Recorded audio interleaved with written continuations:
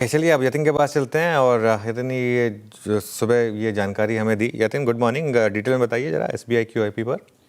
Good morning. और देश का सबसे बड़ा पीएसयू बैंक का क्यूआईपी, जी हाँ, एसबीआई लॉन्च करने जा रहा है 25,000 करोड़ रुपए का क्यूआईपी और किसी भी वक्त ये लॉन्च हो सकता है। सूत्र हमको जानकारी दे रहे हैं इस हफ्ते योजना थी कि क्यूआईपी लाई जाए, लेकिन जो इन्वेस्टमेंट बैंकर्स हैं, जो सूत्र हैं हमारे, वो ये बता रहे हैं कि SBI as soon as today अपना 25,000 करोड़ का क्यूआईपी लॉन्च कर सकती है।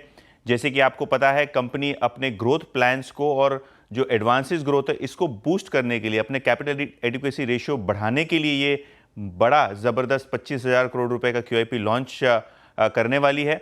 हमको ये जानकारी मिल रही है एडिशनली कि 2 से 3% डिस्काउंट पे ये क्यूआईपी मुमकिन है, यानी लगभग ब्रॉडली 790-800 रुपए के आसपास ये क्यूआईपी कंक्लूड होना चाहिए।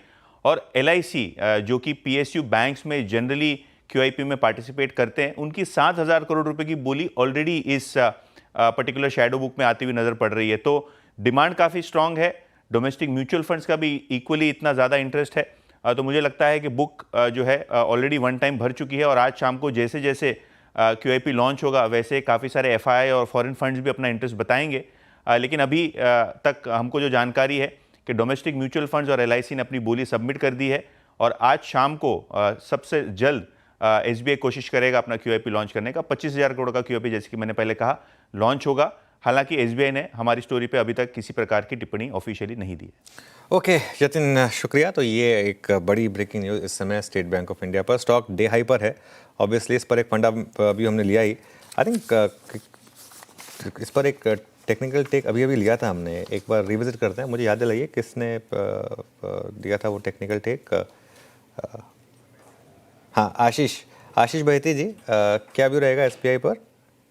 जी अनुज जी, मोमेंटम तो और यहाँ पे बिल्डअप होता हुआ देखने मिल रहा है। हमें लग रहा है स्टॉक वेल प्लेस्ड है 870 तक का जोन दिखाने के लिए। तो जिनके पास भी लॉन्ग है इस पोजीशन में भी खरीदारी की सलाह रहेगी। हमने 840 का इनिशियल टारगेट दिया था, मुझे लगता है उसे रिवाइज करके अब 860 एंड 870 तक का जोन देखने मिल सकता है। इसे ऑप्शन के थ्रू भी ट्रेड किया जा सकता है। 830 की जो कॉल है अभी भी उसमें पोजीशन बनाई जा सकती है। थोड़ा सा सर्ज हो गया है, 10.5 रुपए के करीब वो ट्रेड कर रहा है। अब उसमें जो स्टॉप लॉस मेंटेन करना है वो 7 रुपए का एसएल मेंटेन करे। ऊपर में मुझे लगता है इसमें 18 रुपए तक का जोन देखने मिल सकता है।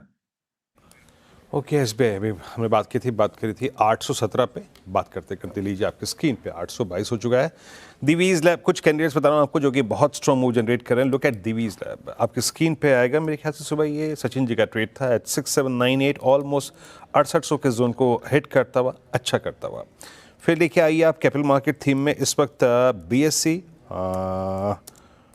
और बीएससी लेके आइए स्क्रीन पे प्लीज़, एक बार रखिएगा। मेरे स्क्रीन पे जो ऑप्शन एक्टिविटी है बेहद स्ट्रॉन्ग, सुपर स्ट्रॉन्ग, एक ये हो गया। और दूसरा है HDFC AMC at all time high. कल भी अगर आप देखें इसमें स्ट्रॉन्ग मूव था, ऑल टाइम हाई पे क्लोज हुआ। स्ट्रॉन्गर पुट राइटर्स कन्विक्शन, अच्छा मूव जनरेट कर रहा है। तो यहाँ पे ये कुछ थीम जो कि आज बहुत अच्छा कर रही हैं।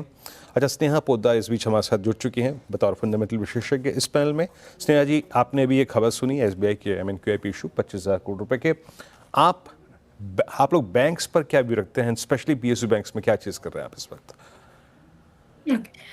पीएसयू बैंक्स पे हमारा व्यू थोड़ा सा मॉडरेट है, न्यूट्रल जैसा, बिकॉज जो हम एक्सपेक्ट करें कि ओवरऑल बैंकिंग सेक्टर में H1 में जहां हम थोड़ा बहुत वीकनेस देख सकते हैं, बट H2 में जब क्रेडिट ग्रोथ पिकअप होगा बिकॉज ऑफ वेरियस एक्शंस जो कि आरबीआई ने, गवर्नमेंट ने पॉजिटिव स्टेप्स जो लिए हैं, सो उसका जो पॉजिटिव इम्पैक्ट हमें H2 ऑनवर्ड्स क्रेडिट ग्रोथ में दिखाई देगा। उससे प्राइवेट बैंक्स कंपैरेटिवली बेनिफिट करेंगे पीएसयू बैंक्स के रिलेटिव।